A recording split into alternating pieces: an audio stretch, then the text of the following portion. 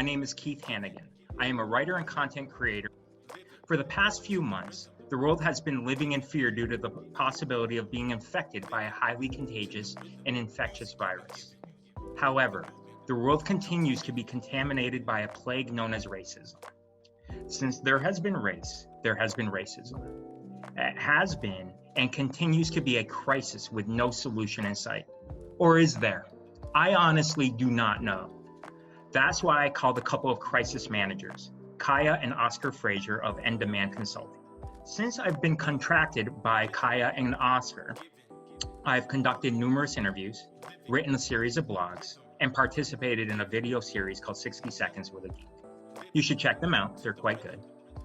Initially, the subject was how they manage crisis in third world countries. Then after COVID-19 made its way into all of our lives, we shifted to how they would handle this crisis, as if they were hired to manage it. Then the tragedy of George Floyd happened. Yesterday morning, I called Oscar and I asked him how End Demand would manage the greatest crisis of humanity, the crisis of racism. Oscar's response when I posed this to him, let me call some people. And here we are. Now, let me tell you two more things before we get started. When Oscar and I spoke, there was a word that was repeated more than any other, raw. This is going to be raw, which means there may be some language dropped, which may offend some of you watching. My response to that is good. There is nothing about this subject that is not offensive. This leads me to a point I'm going to make to the panelists. Be brutally honest. Don't hold back. Do not pull any punches. I'm as curious as a 12-year-old boy sipping a beer for the first time. I want to hear the truth. I need to hear the truth. With that, I'm going to start with Kaya and Oscar first. I'm going to ask each of you to introduce yourselves however you want to introduce yourself. And when we're done, answer this question for me, please. How would you define this crisis today? With that, I'm going to start with Kaya. So please, Kaya Frazier, if you would. My name is Kaya Frazier. I'm one of the owners of In Demand Consulting.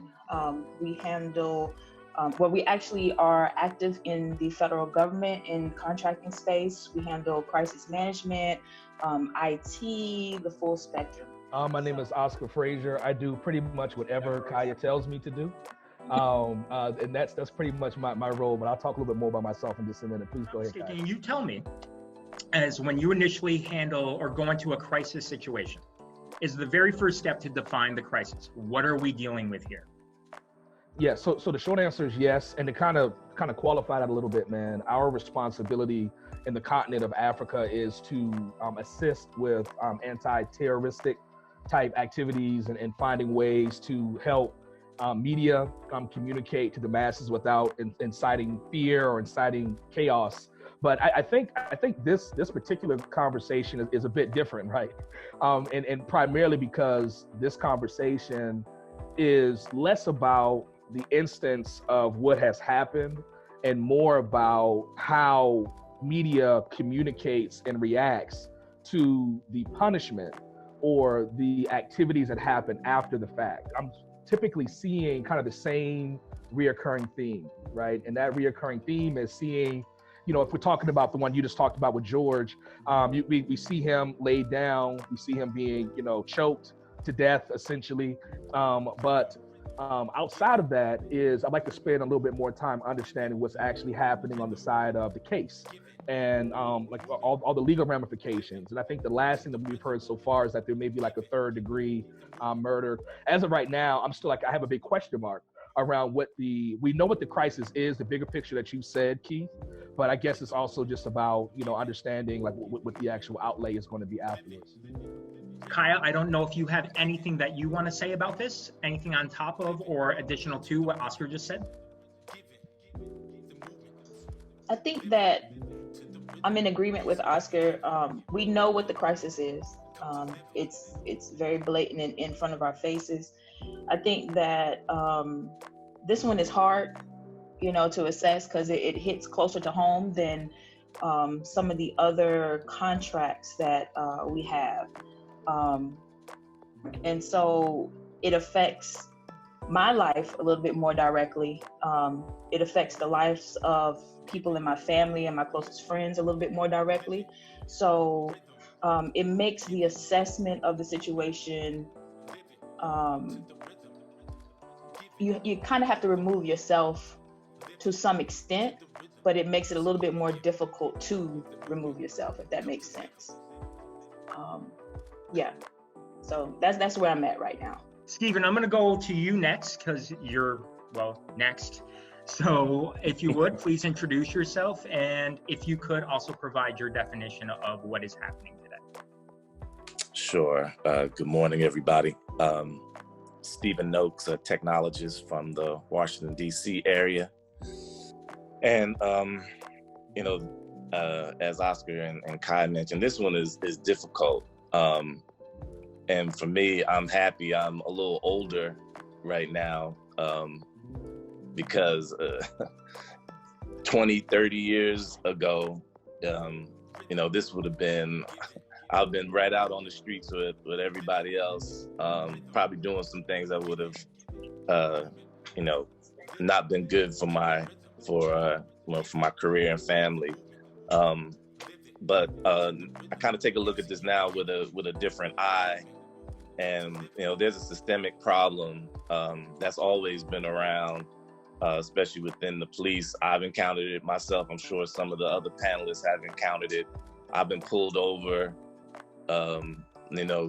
several times for no reason, not to the extent of what happened with George, but I have had situations that have escalated. There had to be some sort of dialogue going back into law enforcement to get this together, and then also there's the legality of it all. There's some laws that need to change. I think until the law enforcement officers that protect us have some sort of significant consequence that goes along with their actions, they're gonna continue to do what they do. And unfortunately, there's certain parts of the country that are less desirable to live than other places. And unfortunately, and I've been to Minneapolis once, it seems like Minneapolis is one of those places. And so that needs to change across America. Brian, you're next. It's interesting. I've been really thinking about why George Floyd's death is heavier to and for me than many of the others, and there have been many over the years, unfortunately, and that have gotten a lot of, if not the same publicity, more so. And I feel like it's the aggregation of COVID. It's the aggregation with the deaths and the police brutality. It's the aggregation of us all not being distracted by everyday life that has made this so much more personal, because there's nothing else to do. And it's challenging for me, and I listen to what Stephen said about the police and how training needs to happen, and I feel like the root is in people in general, and the perspectives and the mindsets of people in general, and not just white people and not just Black people, but people. And I've had instances and issues and run-ins with people without badges. And fortunately, there were no cell phones, and police wasn't called. But it's so prevalent. And my concern now is more so for my son, like you, Stephen. I've got some gray hairs, and my energies have to be focused, and so I can't go out and do. But I've got an 11-year-old boy who I wonder, how will he be perceived 5 years from now, 10 years from now? How will he be able to handle a situation, or how will he be handled in a situation? And how do I prepare him for this and teach him to be conscious of and in, but you also can't be, right? And so all of this makes this far more difficult in the conversations we're having in my household. And, for the first time, I looked at my kids differently. And I'm so glad that my daughter is a daughter, because maybe this doesn't happen to her, but it's also happened to Black women before, right? It just happens to be more prevalent to Black men. But it's heavy. It's hard to process, and we've had plenty of time, and we've had conversations collectively and individually and respectively, and all of that stuff. But it's I'm wondering, how do we solve this people problem?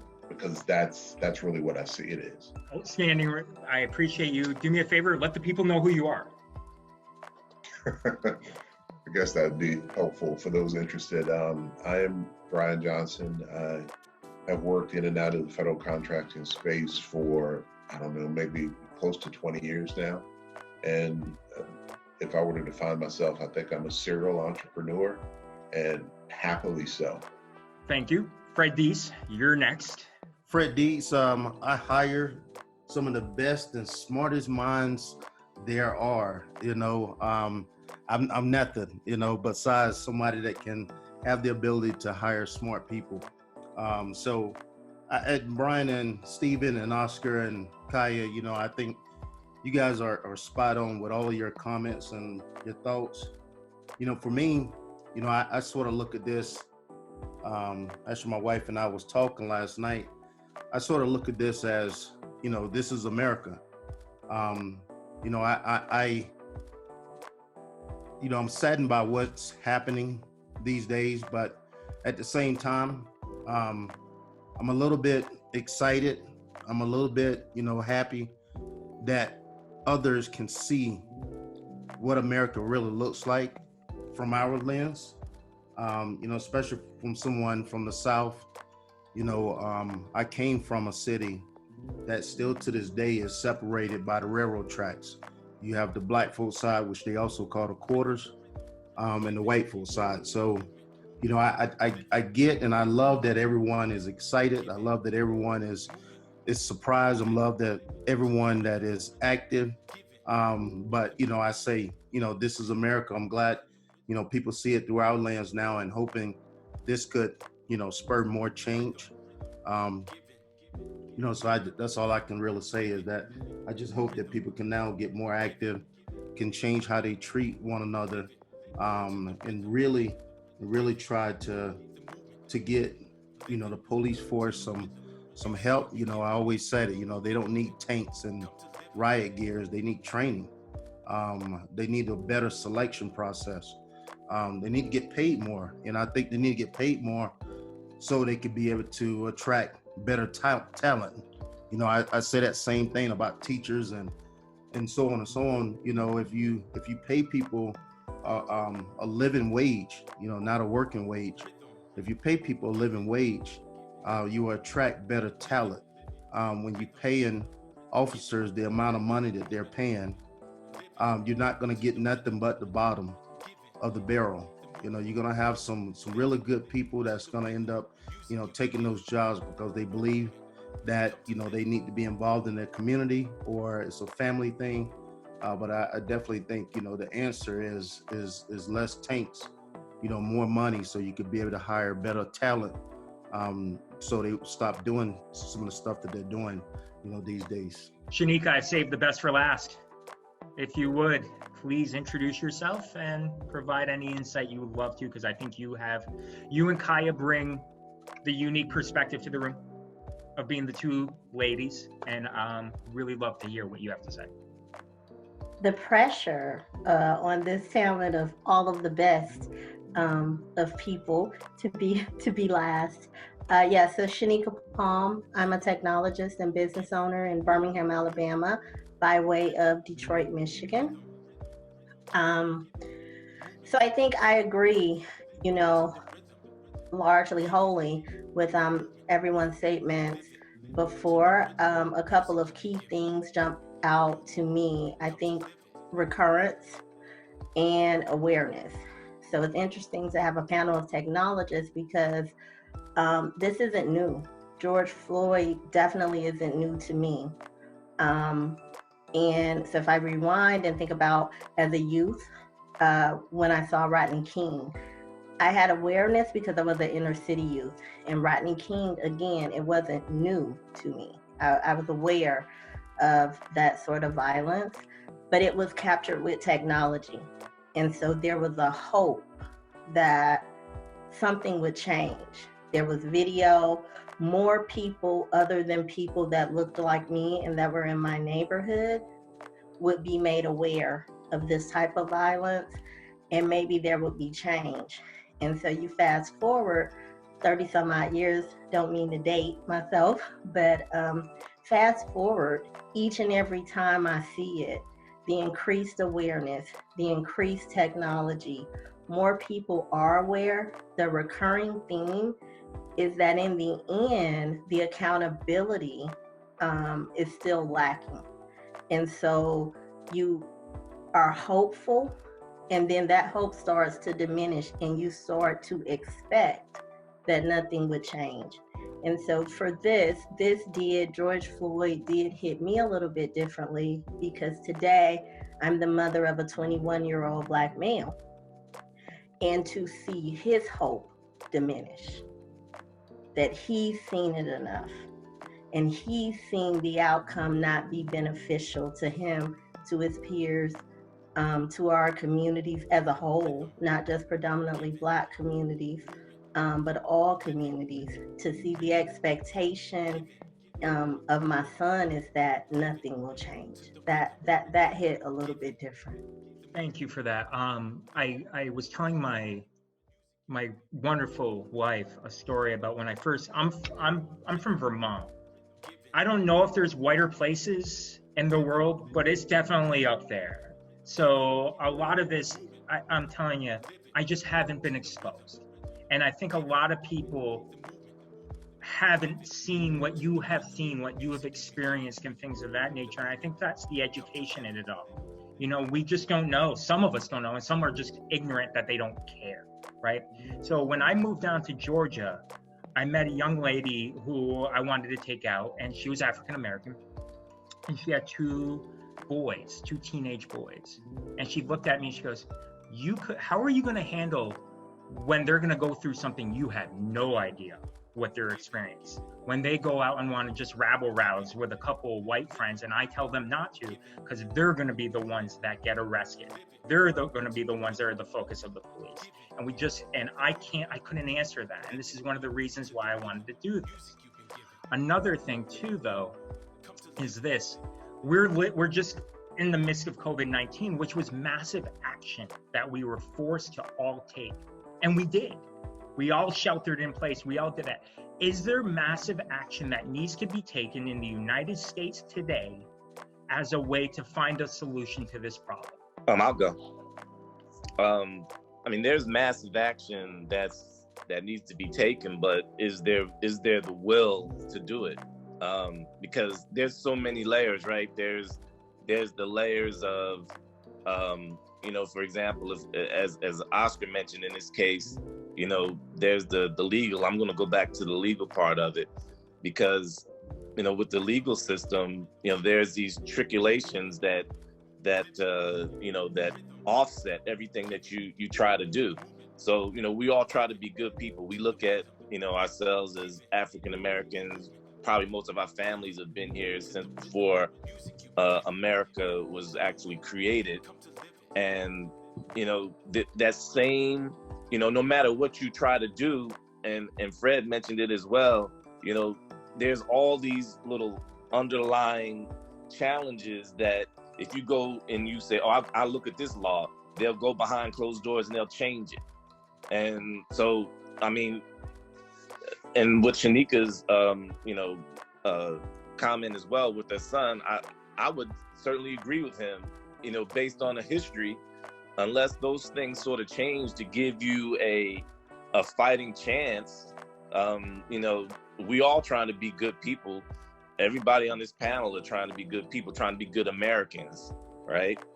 But if you have all these challenges underneath, I mean, we can also look at the way our current commander in chief is changing Supreme Court. it's not going to get any easier from here on out. One of the things that I think about too is how can, we as technologists, as Black technologists, figure out ways to just start to have like that, our voices heard. And here's what I mean by that. You ever notice, like, when you watch like sometimes media or the news, you'll kind of have like opposite ends of the spectrum. They either will have a rapper, or they'll either have a sports, an athlete or something like that, or the opposite end of the spectrum. But it's kind of like what happens to like that middle population that's representative of like that middle to upper class group, that has the ability and wants to seek change and wants to see things happen. But oftentimes our voices just aren't, able to really reach the kind of platforms that I think we ought to be able to reach. And I think that may help to add a little bit more validity to this conversation as well. Is how do we get folks like us, at play to start using technology and data to superimpose over some of these issues. You mentioned technology really quick, and Shanika, I don't know if I just cut you off, but was mentioned social media too. What's its role in this? Is it helping or is it hurting? I'll jump in and piggyback off of Oscar and kind of start that conversation around social media. One of the things that, I think, Oscar, what you're saying is infusing technology and continuing to be at the technology table as African Americans and just overall diverse human beings. We are able to key into some of the things that may not be a data study, right? Because we have a different lens and a different awareness. So being there and not being afraid to infuse that, into the public, a lot like what Oscar and Kaya are doing in partnership with Keith. And one of the things I tell a lot of people, especially middle, upper class Black professionals, is not be afraid to tell your story, because a lot of times people see who I am 40 years later. And, we mentioned the rappers, we mentioned the inner city youth that may be stuck in a struggle, but a lot of times that's the story of the very accomplished professional that's sitting across from you. You just don't know it.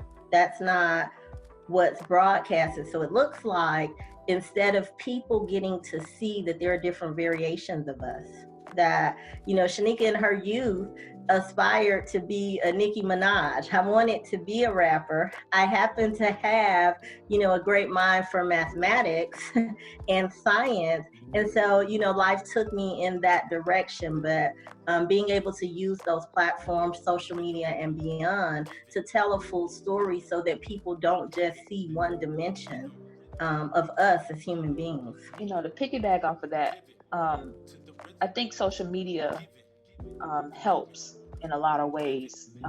One, it brings awareness to the fact that we are a diverse culture.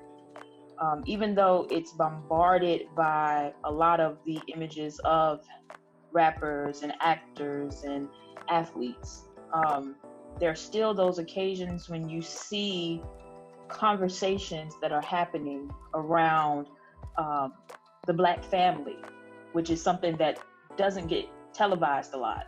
You see the conversations that are happening similar to these that you stumble upon. I think that we need more of them so that people realize that we're just as diverse as any other culture.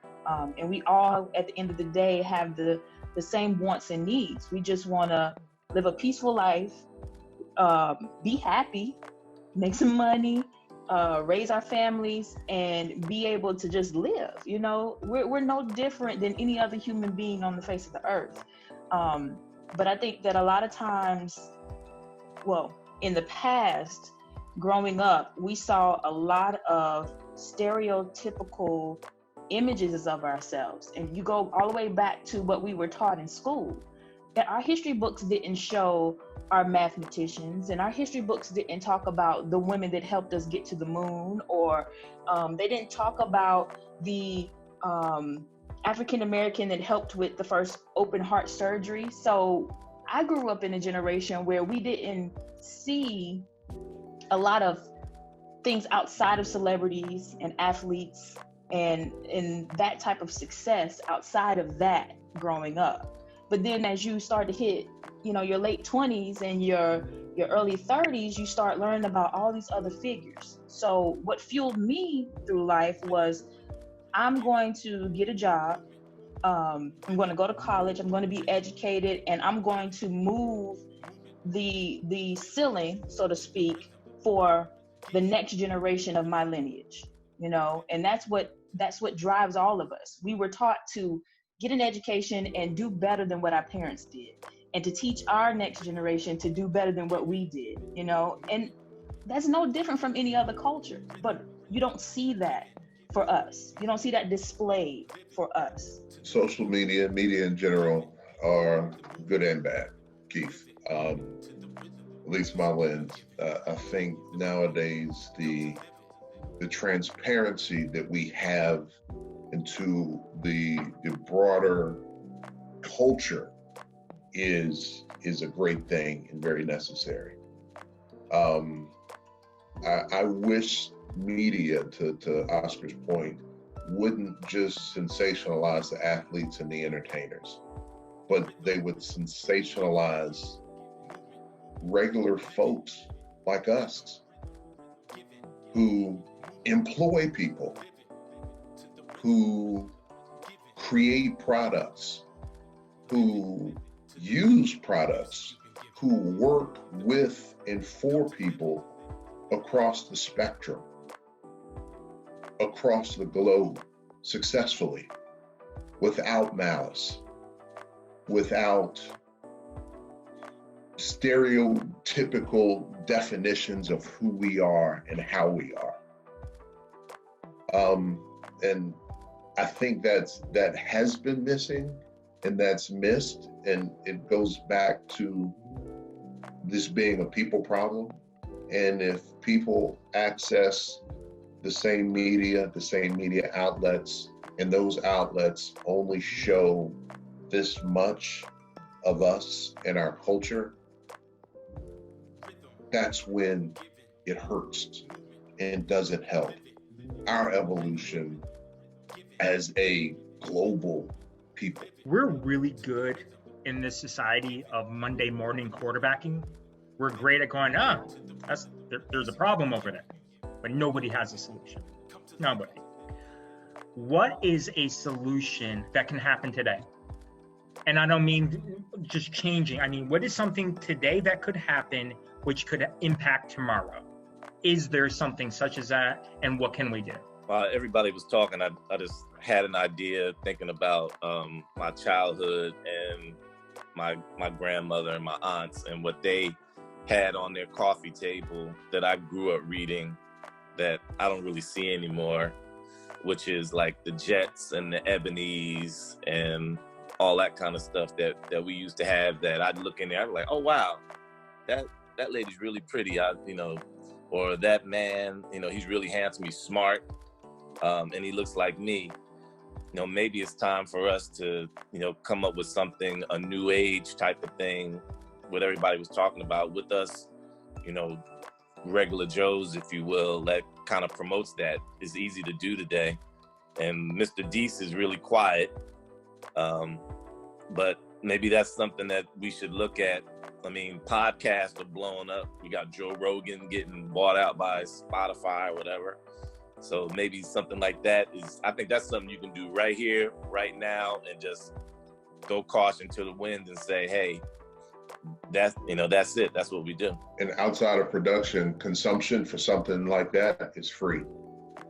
You can buy a cell phone for $40 and you can get on Wi-Fi near anywhere.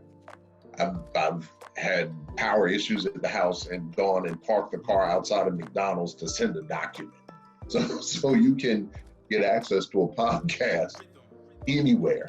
And I love that notion. I think another thing that would help, unfortunately it won't happen, is if dominant culture leadership come on television, come on the radio and say, guys, as a country, we've gotten this wrong.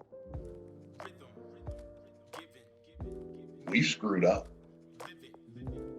Apologies don't change anything. You cannot apologize enough to usurp and supersede the pain, the hurt that someone else feels, right? Somebody can step on your toe and say, I'm sorry, and they mean it, but your damn toe still hurts. So saying I'm sorry, it's a nice, I don't know if platitude is the word, but it's a nice thing to say, but more so to say, we've gotten this wrong. As a country, we need to change and do better. And we need to be transparent in how we do better and how we improve. And let's start and then name the areas. Let's start with media, who's sitting behind these desks and local and national outlets speaking for us to see. Let's look at how we're perpetrating all cultures, because it's a people problem, in media and in movies and in TV shows and in commercials. That, I think, would be something that would make even those who are staunch in deciding that this is the way it has to be, to possibly say, why did he say that? Why are we supposed to endorse this? Then it begins to create a platform, a plateau for us to have these conversations and make a mandate from the commander-in-chief to all the states. We need to create forums, whether they're online, whether they're, face-to-face. Online may be the safest way to start until we can get cooler heads to prevail and actually come in rooms and in arenas to have conversations about what moving forward looks like.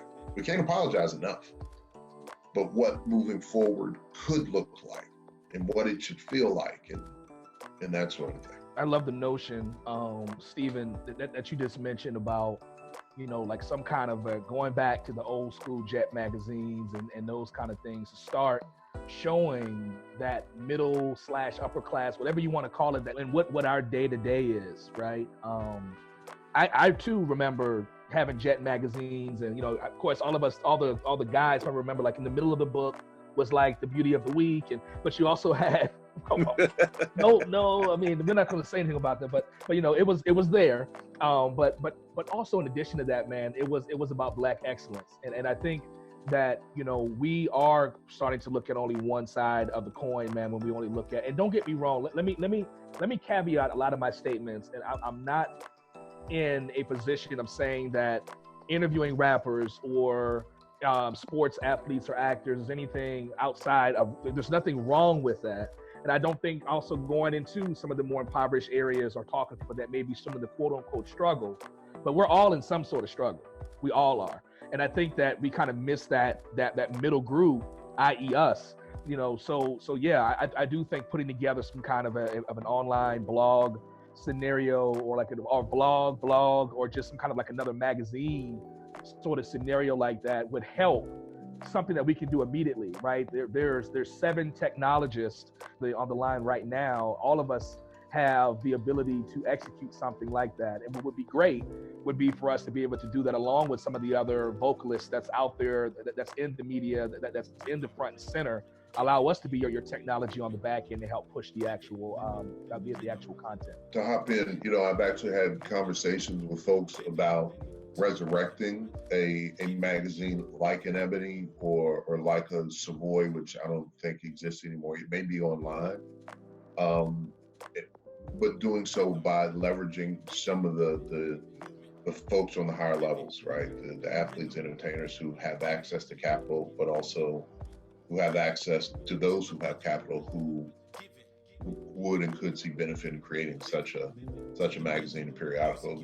Magazines are still being sold in high volume, and the high-end magazines are being sold in high volume. And and I mentioned earlier, it's easy to access things online for free.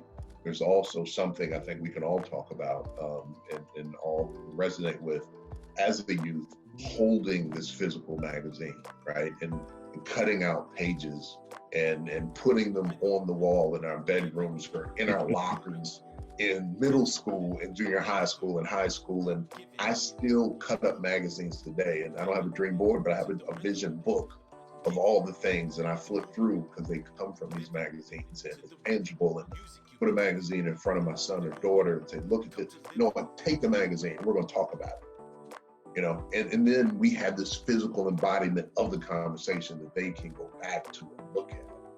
And so I hope that conversation continues with beyond us, right? And resurrecting these types of physical embodiments of our culture and of excellence. I just wanted to jump in and say, I totally agree. And I think one of the things I know I had mentioned earlier about childhood aspirations, but being from a predominantly Black city, I also saw a lot of Black professionals.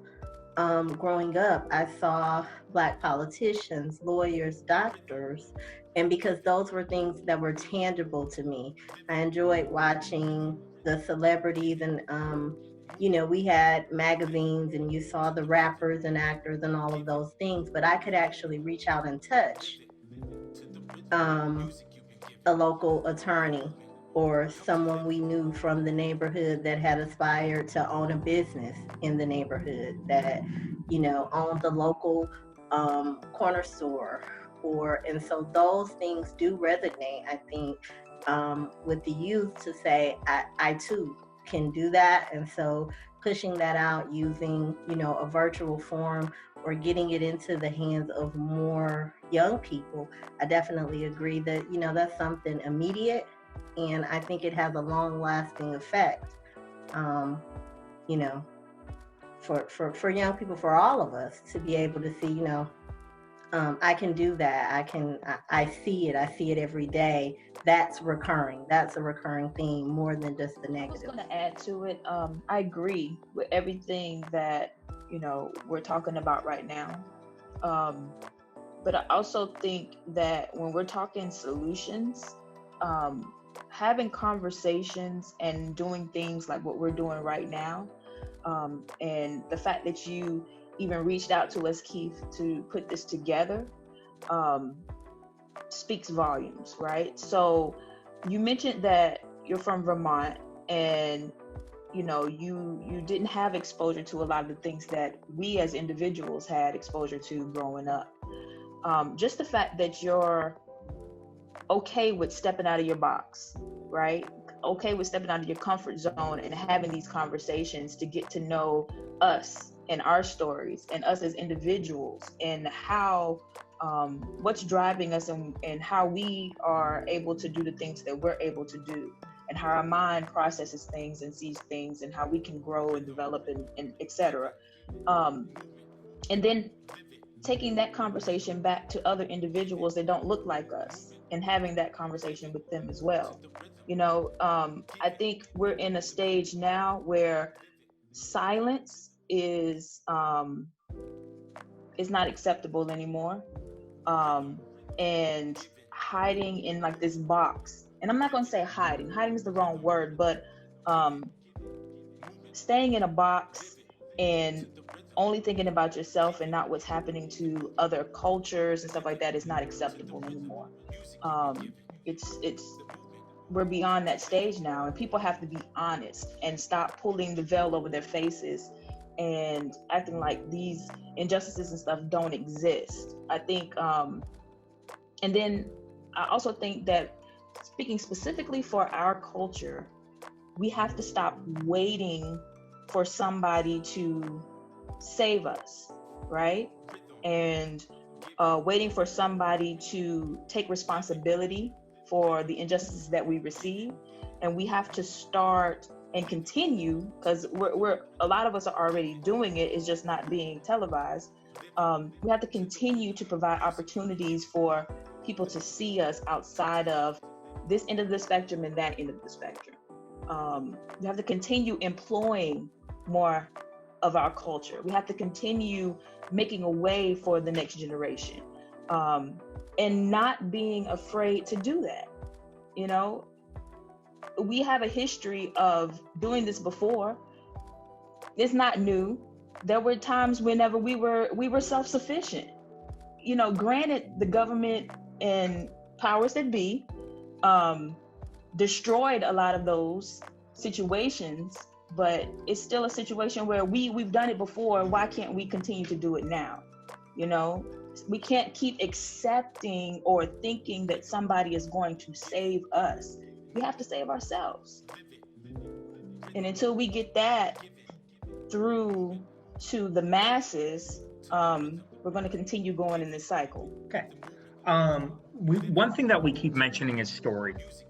And I'm going to kind of look at Oscar and Kaya right now, and the rest of you, please chime in as well. But Oscar and Kaya, when you go into a third world country and you're advising for a crisis, you're talking to the media. And I think it's the stories that the media is putting out there, which is impacting all of us right now. How would you advise our media if you were to be asked to advise them? And what types of stories do we need to hear? Do we need to hear both, the extremes on both ends? You're mentioning more stories of those who are employing and things of that nature. But how would you advise them? What's the first step and what's the final step? This is a tough one, but from my perspective, data usually trumps all, and I think once we have articulated, talked about the actual instance of the catastrophe or the instance of whatever it is that has happened, that has caused the uproar, if you will. What's important now is to be factual next, right? Everything that we're doing and everything that we're communicating about needs to be factual. It needs to be data driven. I think what the mistakes that I see sometimes in media is that we begin to think about opinion only, and we go with a gut instinct. And it's different when you're behind the desk and you're talking about a subject area that you really have no business talking about, as opposed to getting in the trenches and actually speaking to people that's representative of the entire group or the entire base of people, thus letting the data drive everything. So case in point one, what I would do differently is I would ensure it's going to be natural for you to have some emotion by this, right? But once you have overcame the emotion by way of showing the facts, showing what happened, then you have to kind of remove yourself out of it. And you have to allow the full gamut of those that are impacted the most to be able to voice their concerns, to be able to voice like where they stand right now. And then most importantly, use that data to drive the actual news and what's going out. So it kind of moves from opinion based to more factual based, data driven, and most importantly, let's get to what the solution is going to be. So if people are looking for quote unquote justice, right, then we got to make sure that we are focused and communicating about the justice piece. Because if we continue to just show the young black man being, choked to death or whatever, happened to him, that's only going to continue to incite more and more anger, more and more frustration, and that's going to lead to more rioting. See, the thing is, it's different here in America because we don't have anyone shooting at us, right? We do have people shooting at us, but it's not like when we're in like another country and when we're coming in to help with some kind of terroristic act, and our job is to help with media to explain to people to keep more bombs from going off. That's a very different kind of narrative, right? And so here we have the opportunity to get this right. And we have the opportunity to do it relatively quickly just by allowing the data to be our main driving point. Show what happened, get to the data, let the data drive your decisioning, and then show what the solution or the justice piece is going to be. If not, you're going to continue with more rioting. I have to agree with that. There's no parts of that I would change. I holistically agree with that. There's too much focus on the actual act, and I'm not saying that it shouldn't be shown because it deserves its time. But now we don't know what's going on behind the scenes. There's been no focus on every now and then we hear, he's been arrested, but we don't know how the prosecutor or the defense is moving. We don't know any of that, and that's really what the rioting and the protests are all about, is what's moving on the legal side of this thing for us to get a solution. And I think until the media starts to shift in that direction, we're just going to keep seeing the same cycle happening every night.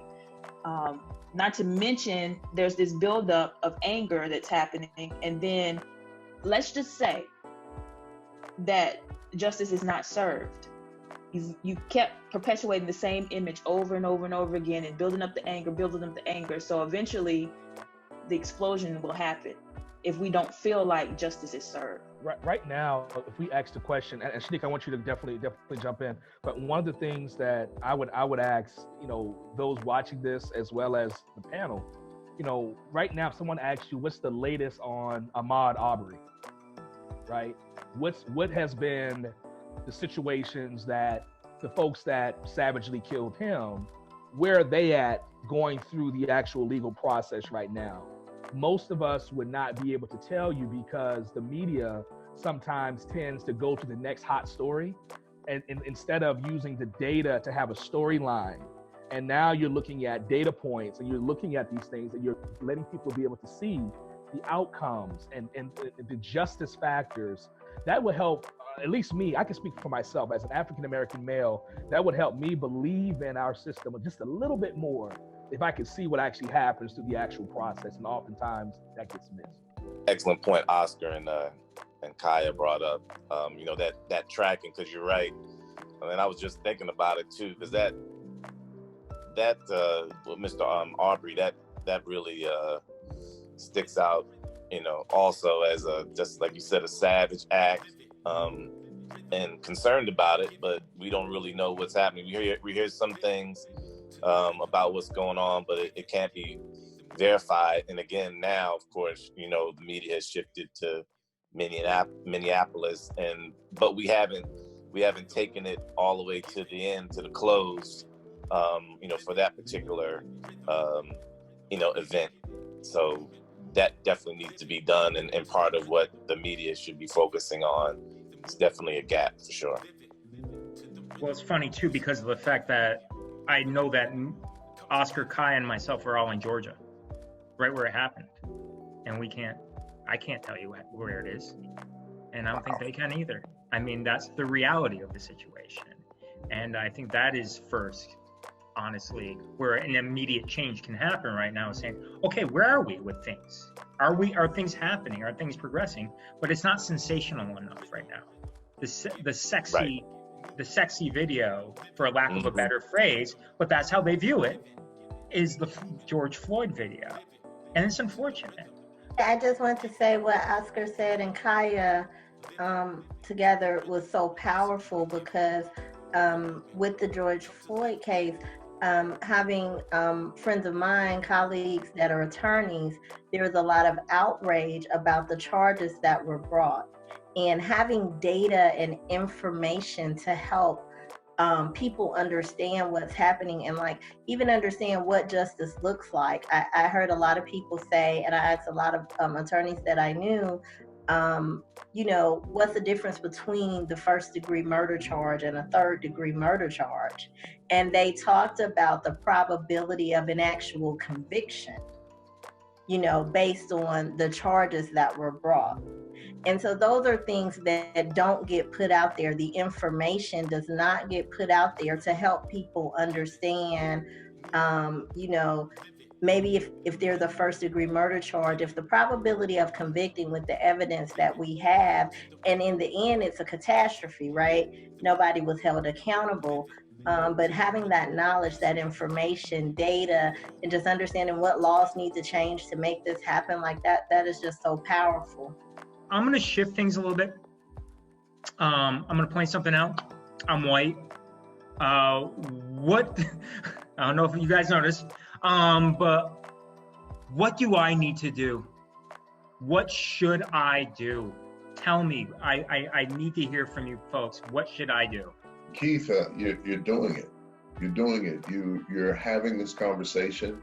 You're being transparent in saying, I don't know what the hell to do, but I want to do something, right? That's a significant start. And then I think this is exactly what you should be doing.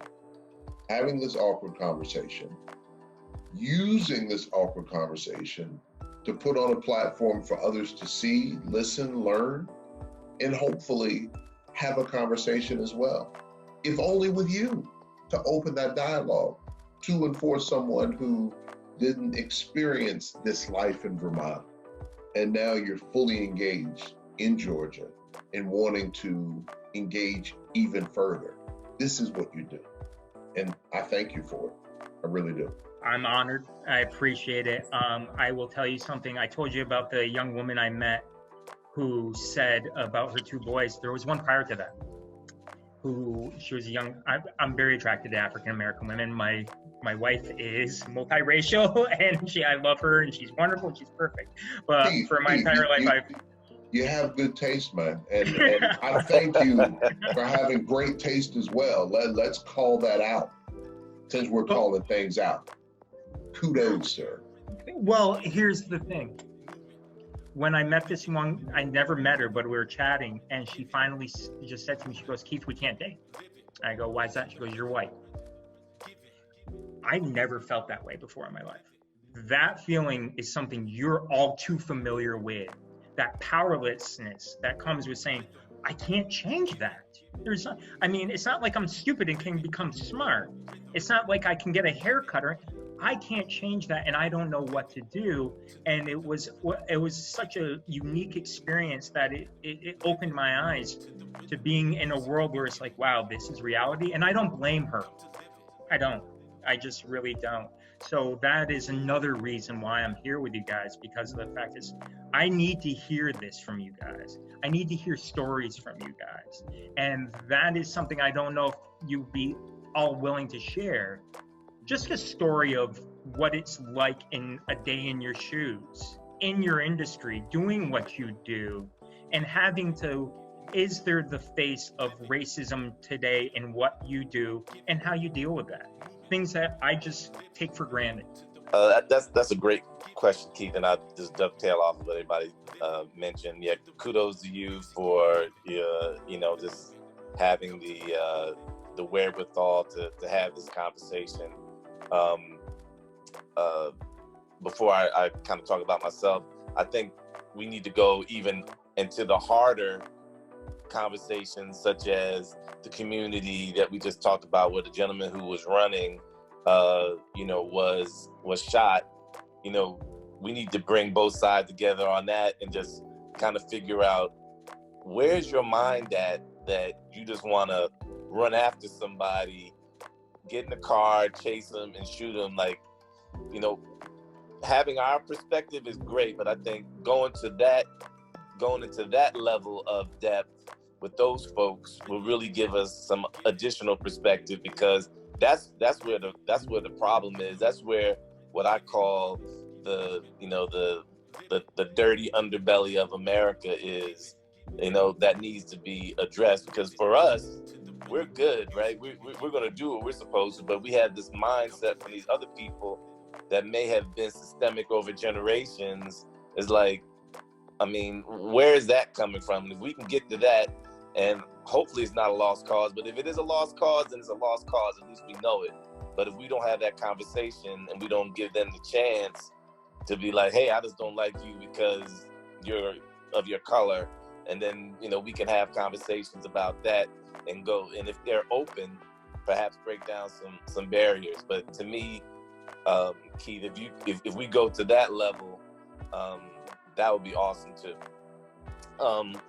Just for myself, from technology perspective, I think it's the same as we deal with America. When you go to conferences, if you're of color, they just, they don't see you as being a technologist. They look at me and then look at Brian and see that we're tall. First thing they look at, and this happened, I know it happened probably more to Brian than it has to me, but the first thing they say, "Are you an athlete?" I'm like, no. So it really just comes off as that perception is, we're looked at as entertainers and athletes and not having anything under the cap and smarts.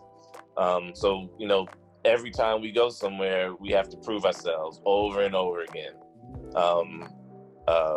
When I was in my 25, I went and did a project in Africa, and I was dealing with it was in Botswana, and to make a long story short, they wanted to kick me off the project, and here I am, 25, 26, professional engineer, all that stuff, degrees, and they still wanted to kick me off the project, and this was Africans, wanting to kick me off the project because they thought I didn't have the right credentials.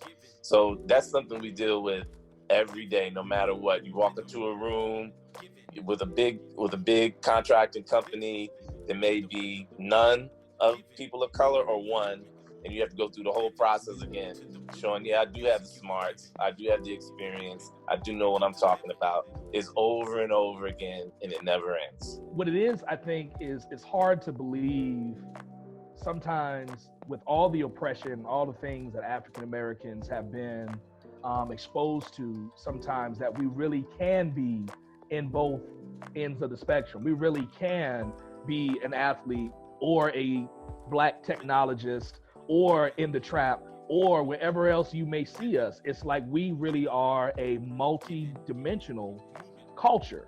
And I think sometimes that's difficult for other cultures to recognize. And I think the more we start having platforms where it's this, and where it's more that we even add to a board of this. We have Zoom that may happen from folks that come from opposite ends of the spectrums and all over the world. But when you start seeing that there's one unified subject, and that's just that people want to be heard.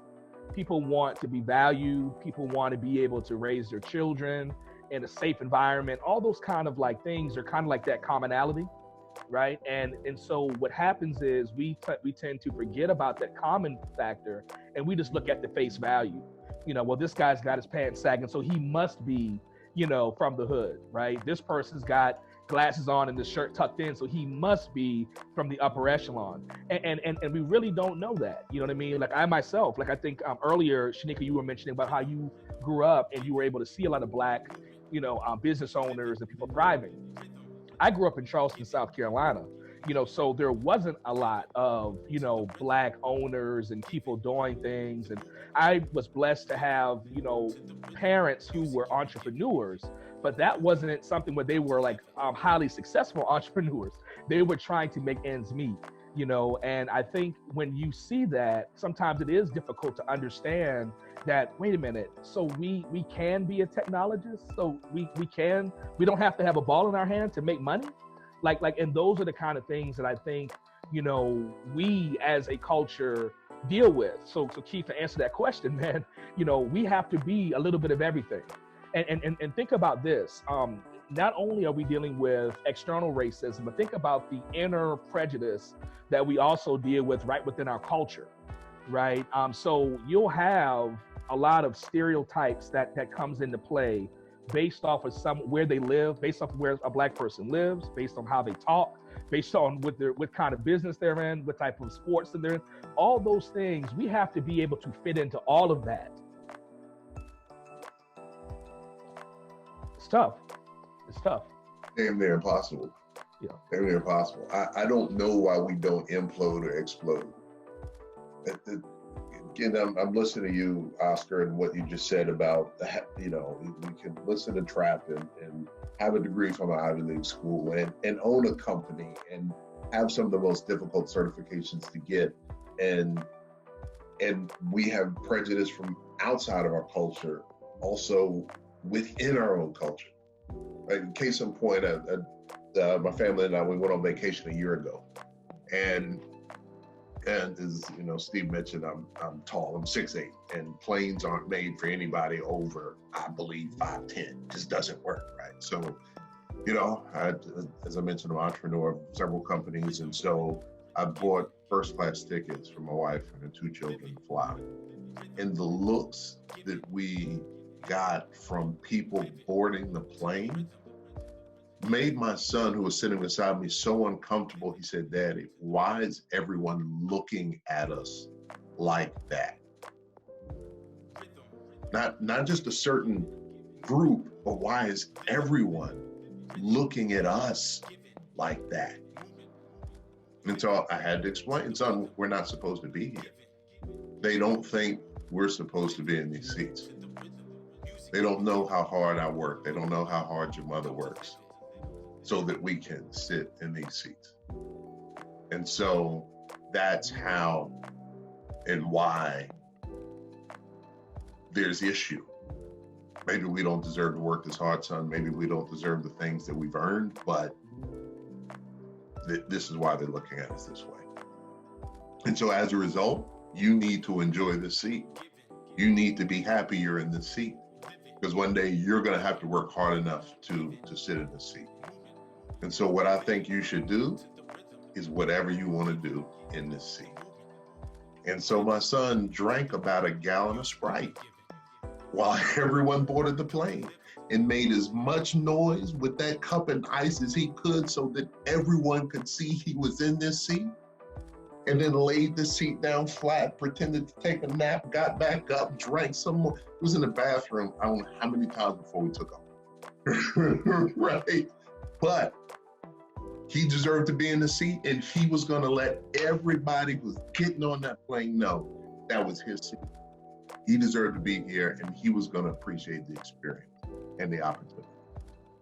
But it struck me that it struck him that there's an issue with us being here, and he wanted to make sure it was okay that we were. I think that that's one thing that a lot of other cultures don't understand, is that when we walk into a room, whether it's business related or just going shopping,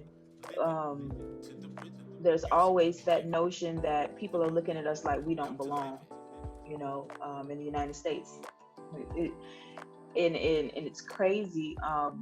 When I've had experiences.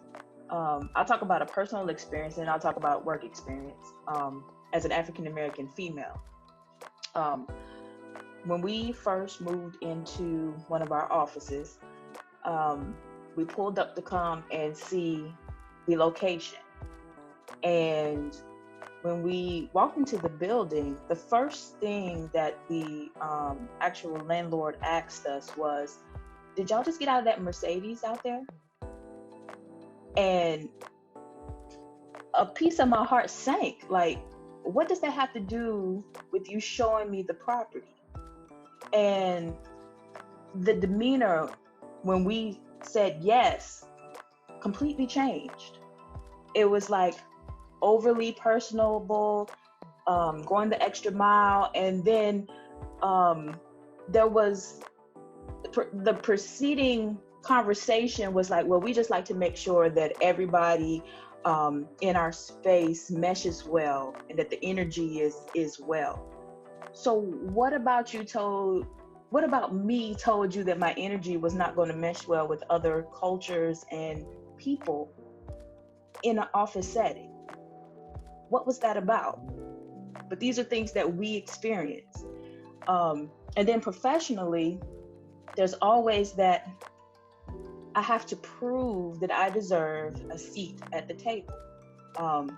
And as a business owner, if I'm assertive and I say definitively yes or no, and my answers are black and white, and there's no gray, then I'm perceived as a angry black female. Or if I don't feel like something is done correctly and I mention that and I call somebody out on that, then there's this notion of, well, I don't have to listen to you, or what do you know? Or even this notion of, why do you deserve to be the leader? And we have to navigate that on a daily basis. We have to prove our worth on a daily basis. And that's in work, that's in personal life, that's in social experiences. And then it crosses every facet of our life. There is no break for us. There is no time off for us unless we're sitting in the comfort of our own home with our own families. But once we walk out that door, we walk into constantly have to prove our worth. Unless we decide that I'm not going to prove anything anymore and I'm just going to be me. But I still see the looks, and I still see the notions and the eyes. And you know, we've had experiences where we sat in first class and somebody asked us, were we celebrities? And my answer was, no, I'm not a celebrity, I'm a business owner. Why do I automatically have to be a celebrity if I'm sitting in first class seats? That makes no sense to me. So, you know, to answer your question, Keith, we have to prove our worth in every facet of life unless we're in the comfort of our home. That's what we experience on a daily basis. Everybody's stories are just so powerful.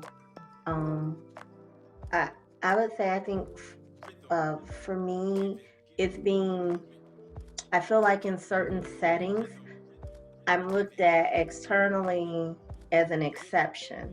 And, you know, when we sit on this panel, you know, I know that there's the existence of an Oscar and a Kaya, Brian, Stephen, other African American power couples. Like, I'm aware of it, but it feels like externally, whenever I'm in a room, it's like, oh, you're the one that was smart enough to be on this stage. You're the exception. Your story is unique. And so as often as possible, being able to just show people and tell people about my colleagues, this is not unique. There are many talented technologists, attorneys, doctors, lawyers I know that look like me. But just that feeling that, you know, there's only one of you. There is only, you know, that to me is demeaning, and something that people don't even know. They think it's a compliment to say being Black and educated is unique. You know, they think they're giving me a compliment. Oh, we're so glad that you're here, that you've done well. And I'm like, I'm not. I'm the standard. You know, I know it's not unique. And I think of a story when I think I was 20. Yeah, I was 25. We were a young couple, and we were fortunate enough to build our second home. We had outgrown our starter home. And, you know, it was exciting. I was young, we were young. You know, we got to build it from the ground, pick our color schemes, our fixtures. And I would come to my home, to my community, and it was a new community. So there was all kind of new construction. There weren't a lot of people living here. And just look at my house, just pull up in my driveway, you know, come in. Oh, did they put the hardwoods down? You know, what have they done? And so it was close to completion, and we came over with our kids so that they could pick out their rooms. And the cleaning crew was here, and the cleaning crew, they were Caucasian, the company or the team that was cleaning the home. And so when I walked in, my kids are excited. They're kids running upstairs. I want this room. I want that room. Oh, I want this room. And the lady says, this is a nice house. And I said, it is. It is a really nice house. And I'm like, I love it. And I'm speaking as the owner, right? But I don't think I need to quantify it, right? It's just a conversation. And she says, yeah, boy, I wish I could afford something like this. Don't you? And it was like a moment, like I'm very rarely do I not have words, but I had no, you know, I had no words. And, you know, it was kind of like, this is my home. But fast forward, we moved in 3 months later, and I got a knock at the door. And so the community wasn't well developed. And so I'm like, who's at the door, you know?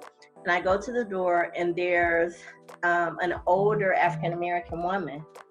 And when I opened the door, she said, is this your home?